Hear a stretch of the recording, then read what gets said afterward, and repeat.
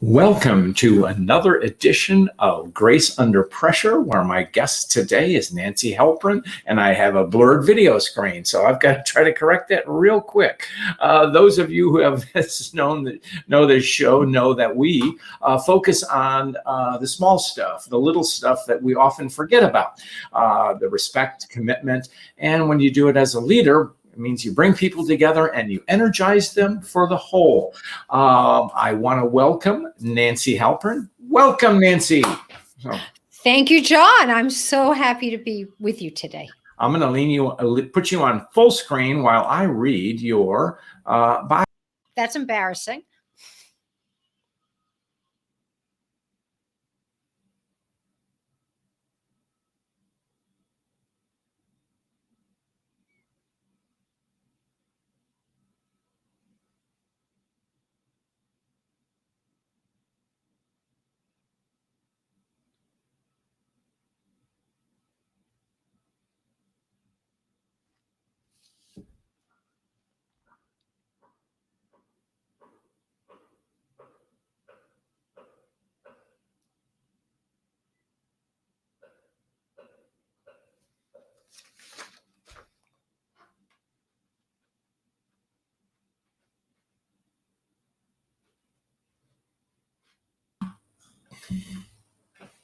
Are you here? I'm here. Oh, no, I said welcome. So yes, I'm sorry I didn't hear. Sorry I didn't hear that. Thank you. Thank okay. you for welcoming me. That's great. Okay. It says in your survey data that you've uncovered, 96% of surveyed SHRM members say they worked in an organization that's political. What does office politics mean, Nancy? Well, what does it mean to me, or what does it mean to those 96% of the people? How you define it? Well, I define office politics as something that's incredibly natural, that happens when people happen to work in an organization. Not that different than when people collect around anything that is organized, be it organically, like a family, or somewhat inorganically, like your company. I think the 96%, however, define it as sort of an episode of Survivor, who's going to get off this island alive? Great. And we had a little bit of a sound glitch, so I'm going to reintroduce you very briefly. Nancy Halpern, who is a Yale MBA and internationally known authority, worked for global companies, including Disney, Credit Suisse, the World Bank, and on and on and on. And she also hosts a podcast called Political IQ. And that's what we're going to focus on today. So saying a workplace is political, that's kind of like saying it's a toxic culture. Is it not, Nancy? So I would reverse that, John. I think when people... What? You're going to challenge me? I'm just getting started. We have lots of time. This is the warm-up. We're going to have fun, folks. I hope so.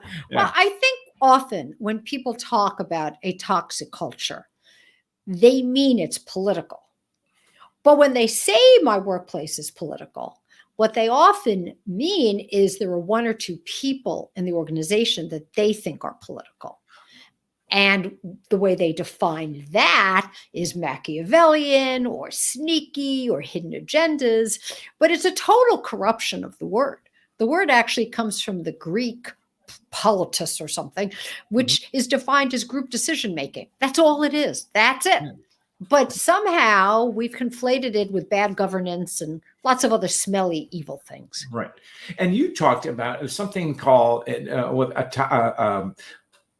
overtly political culture allows for things like gossip, does it not? So, yeah, but gossip is always there. I mean, you have as high a chance of eradicating gossip as you do as eradicating, well, at least gray hair you can cover with dye. But in fact, there's going to be a Wall Street Journal article coming out either this week or next that I'm delighted to be quoted in about gossip, office gossip, but with no office. Yeah. So, gossip can have, I wrote something called For the Love of Gossip. Gossip can have a great impact. Politics can be productive or dysfunctional, but either way, you're going to have it. Now, okay, thank you. And now on the dysfunctional side, something that leads to this is hoarding power, and which may also result in uncooperation. Tell us about that, Nancy. Sure. Well, one of the ways that people in organizations hoard power is to hoard information. So if you've been trying to get a copy of that report, if you've been trying to find out where you are in the IT queue of projects, but there's a lack of transparency, that's power. I've never heard anyone say, I want less power. And yet many people are uncomfortable with saying, I want more power.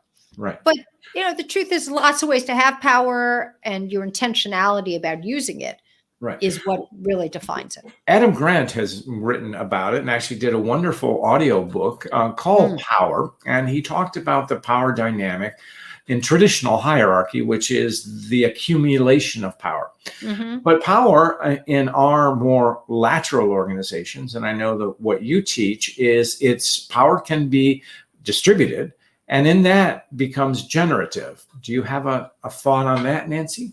Well, I've been having a lot of ruminations about power recently, because I think that individual employees have become a very powerful stakeholder group, more powerful than they have been in, I'd say, 50 years. And what accounts for that? Well, I think some of it is millennials, frankly, who feel that they want their work to have a purpose or a meaning, and they don't want to find it out after a 30-year career. I think social media gives everyone a platform to speak their mind.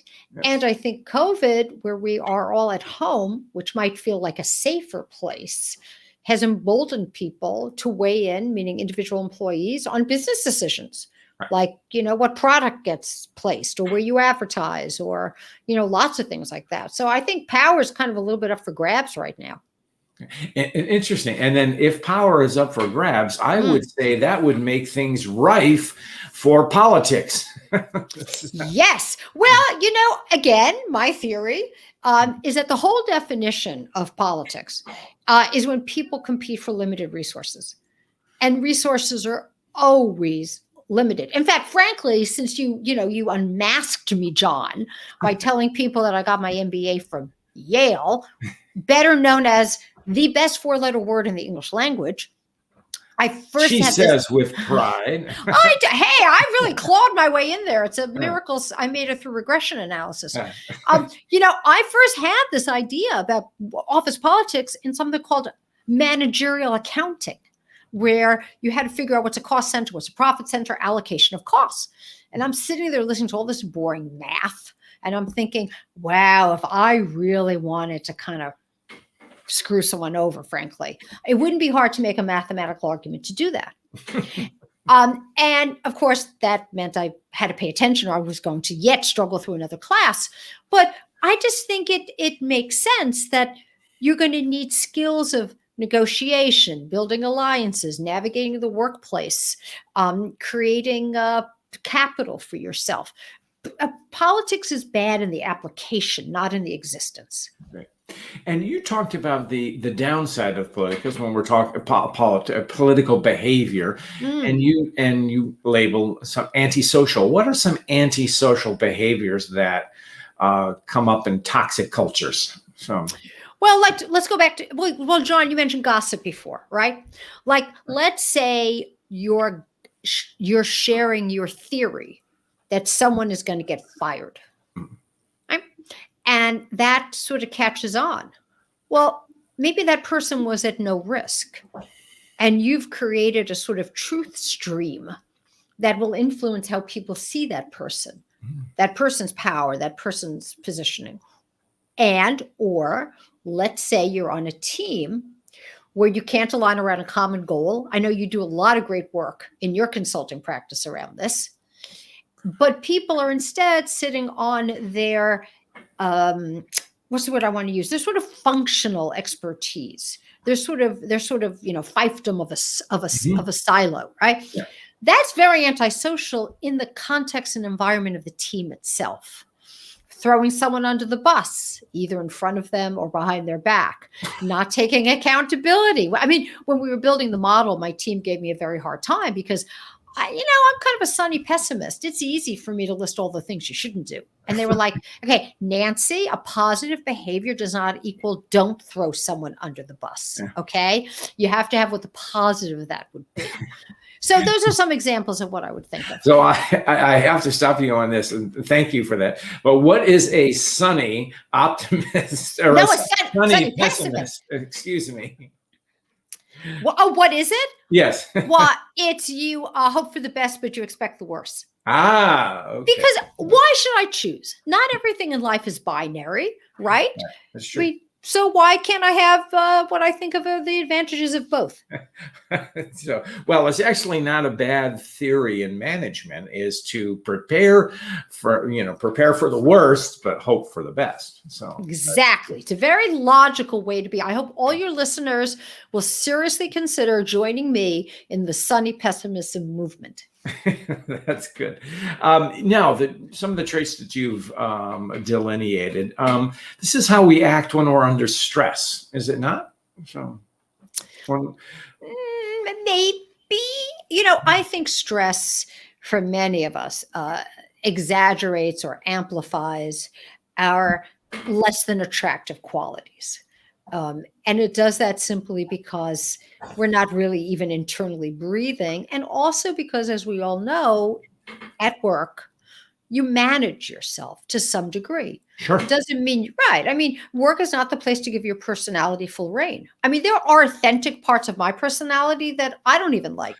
Right. So, I mean, and I'm right about that. Why would I display them to you?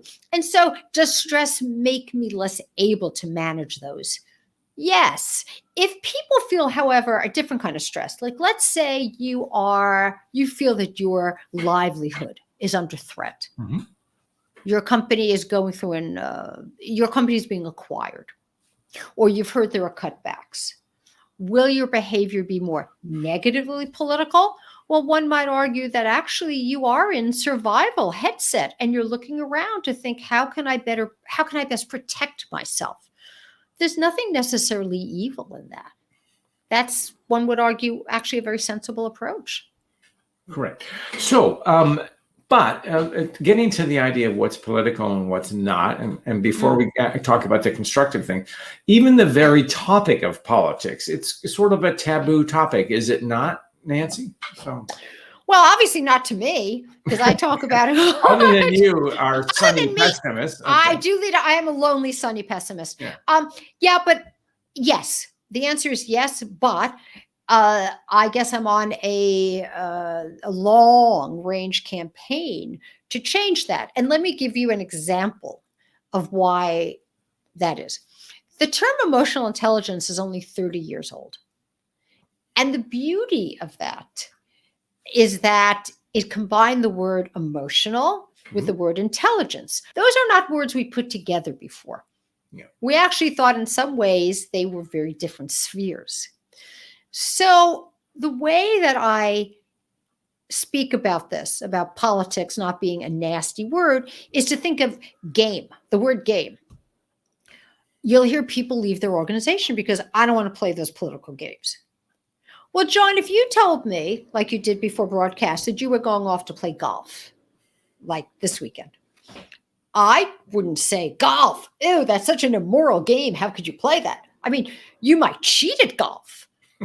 And that would be unethical, right? But the game itself is not unethical. Yeah.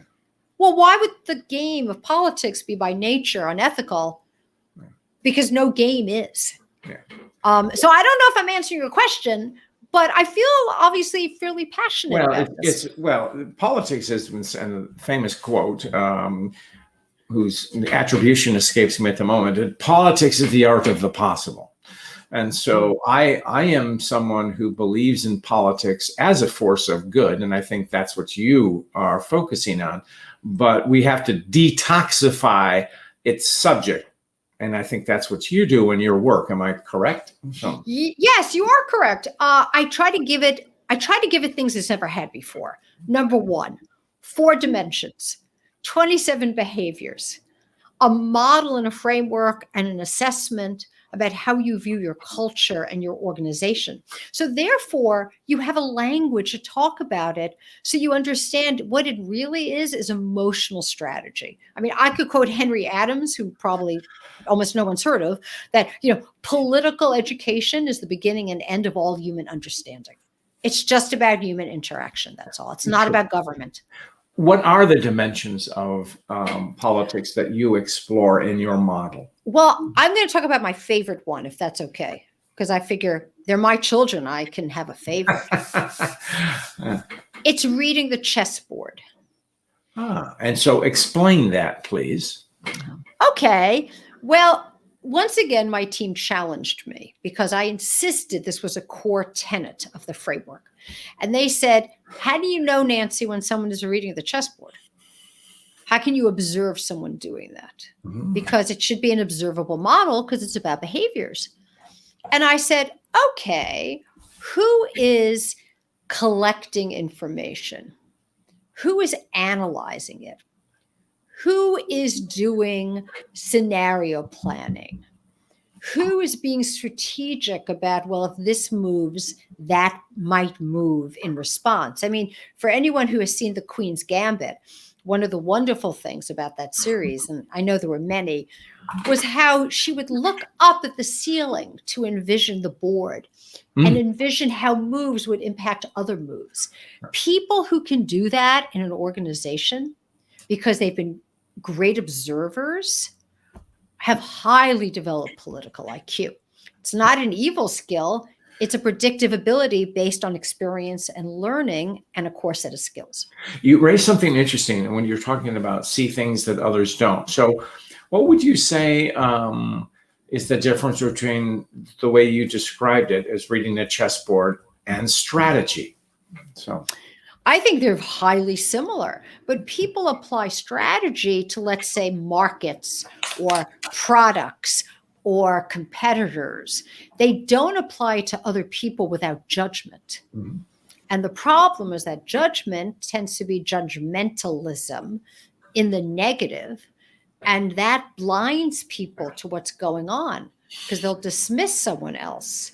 The other thing that happens, I think, is an excess of pride, but the wrong kind of pride, not like I'm really proud of what I've accomplished, but pride in that I don't have to do that. I don't have to get close to that person. I don't want to be bothered. I know this is a meritocracy and my work speaks for itself. Well, just the way you expressed it, I would say that's ego or, to a degree, hubris. Right. But people, I think, wrap it up in a kind of idealism that somehow feels like a more positive trait. So, okay. Well, is that right? We think we're better than others or something? We think we're better than that game. We think that the people who succeed at that are the arrogant people with a great deal of hubris. In other words, we bring judgment to that. So rather than ascribing actually a degree of smarts or even good intent, because we don't want to make that effort, we dismiss them. Okay. Well, I'm going to throw you a curveball then. So the way you described it, not playing the game is actually playing the game. That's correct. Absolutely. No, I catch that curveball and throw it right back at you, my friend. That's absolutely correct. If you're not in it, you're still in it, because that game, that's why it's not about individuals. It's about structure and organizations. It's happening anyway. Right. It's happening anyway. I would have a lot of coaching clients who would be very, and this is actually, John, this is really the genesis. I mean, other than cost accounting, I got so sad of seeing some of the really great people I was working with have their careers plateau. Right. And I've had that experience personally where I just wasn't reading the tea leaves of the organization. And so when one of my clients was frustrated saying, why did that jerk get promoted? I've worked harder. I know more. I have more friends here. And, I would say, so if a manager has to choose between two people, and one is much better at managing up and navigating the organization, and one is more skilled, but really stinks at that first, they're going to choose the first person. But if you could be the person who is both as strong and smart and experienced as you are, and learn how to do that without hating it, that's what exceptional people do. So how do we learn to do it without hating it? Well, that's a great, fair question. The first, of course, begins with suspending your own assumptions about other people and about yourself, right? The second is to be able to be self-evaluative without being self-critical. That's really tough. I know. Our colleague Tasha Urich has written her book Insight, and she talks about the most self-aware people are the people who think they are self-aware, when in reality, maybe only 15% of us are. So self-awareness is really hard. So it is hard, but I also think in a way it's almost too easy because people stop with self-awareness. They don't take action. Oh. One way to increase your political IQ is to understand the difference between observation and evaluation and create multiple evaluations. So explain that. I mean, talk about the difference and why it's important to know that distinction. So observation might be, John is yawning, right? That's an observation. I observe that. What evaluation would I go to? Now, maybe I would immediately think, well, he's bored, or he's tired, or he saw someone else yawn next to him. Evaluations are stories, but most people jump like this to evaluation, right? She's frowning. She doesn't like what I'm saying. Right. Versus she's focusing, right? Right. So I advise people, if they want to increase their political IQ, they have to expand the way they think and expand the way they look and see things. So once you make an observation, stay in the observation, create alternative evaluations. So then you can find out what's really going on. It's the rush to judgment that often blinds us. Oh, well, that's where our assumptions get back us up. So what I think of someone is correct, whether it's true or not. At least to me, it's perception, and my perception is more valid than your perception. And I think that's where we get tangled up in one another. Is it not? It is, and things can be contradictorily true. There's also great internal confirmation bias we all live with. For example, I don't know about you, but I hope this is true. We don't wake up every morning saying, let's see how many times I can prove myself wrong today, right? Most of us, whether we want to admit it or not, really enjoy being right.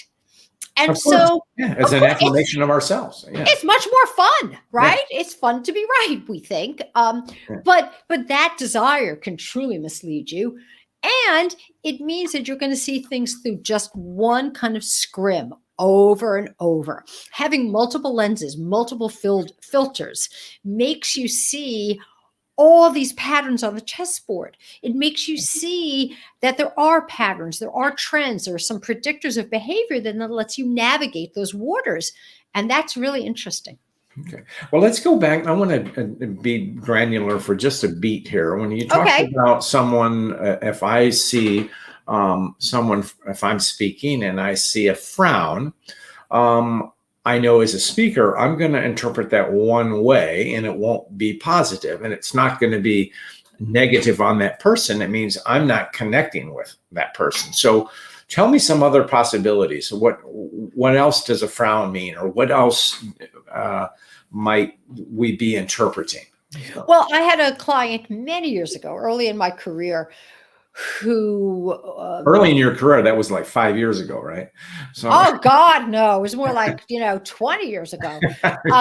Anyway, she trying to give you a compliment here, Nancy. I love my age. Yeah. I love my age. I am on this really strong belief that getting older is a gift. We're all given. I don't disagree. Right. And so embrace that. I'm so glad I'm not 30 anymore. My God, no. So anyway, she had this, I can't even do it because it would hurt me personally, but she had this intense frown. And so the feedback, one of the reasons she was being coached was she always looked angry.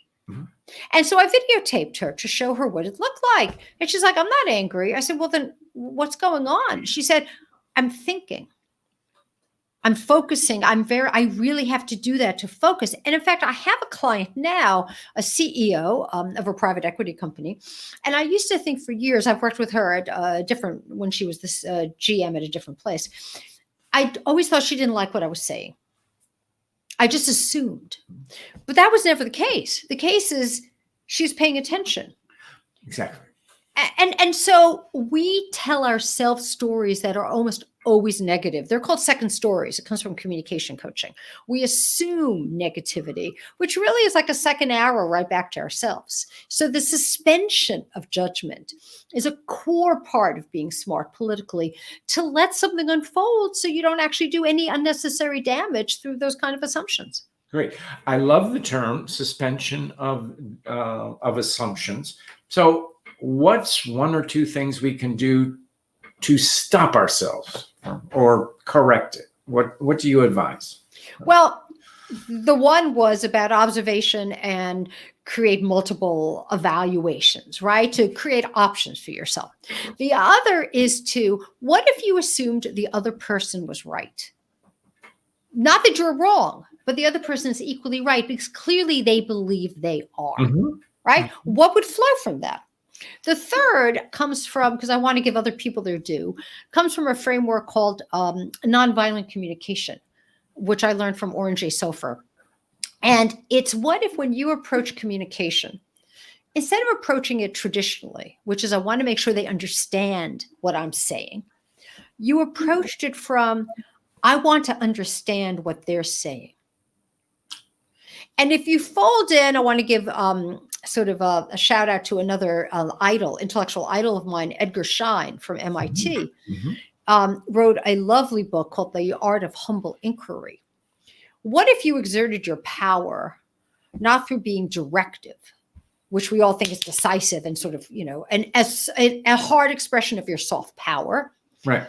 But instead through inquiry and your curiosity.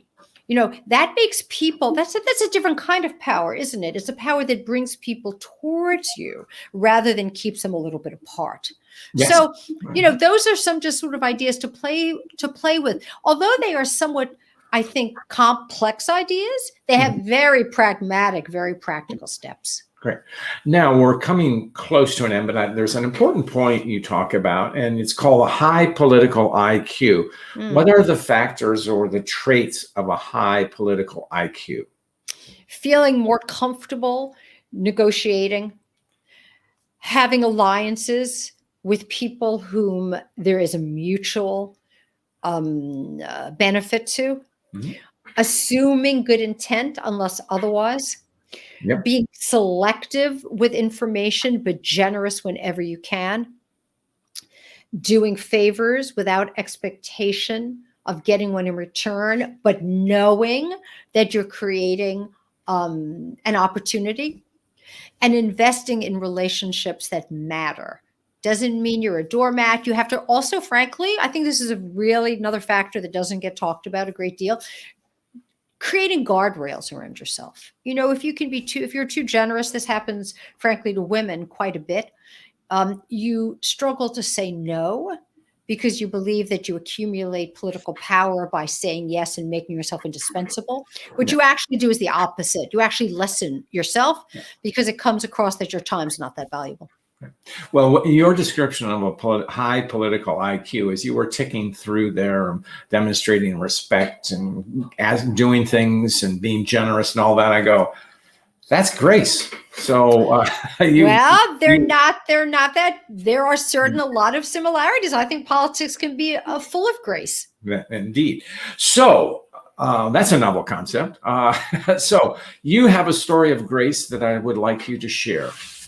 It's a deeply personal one, actually. I had a very difficult relationship with my mom for a very, very long time. And she was truly physically struggling. She's in poor health. And my compassion for her and for her suffering was so great that I found that I could really I could forgive her quickly for a lot of the things that had happened. And to be able to create a healthy relationship with her near the end of her life has enriched my life so enormously and taught me so much of the power of forgiveness. And I like that because you define grace as coming out of difficulty. Grace, it yes, came from a fractured relationship or a strained relationship, and you found the power to overcome it. And this is where grace is so powerful. It becomes generative. It improved your own life, and that's the true power of grace. So wonderful. Nancy, you've been a terrific guest. How can people find you? well, please come and see me on LinkedIn. I'm there all the time. My podcast, as you said, is called Political IQ. And I'd love for people to listen to my episode with Mr. Baldoni, which was superb because he is. And feel free to connect with me on all those platforms.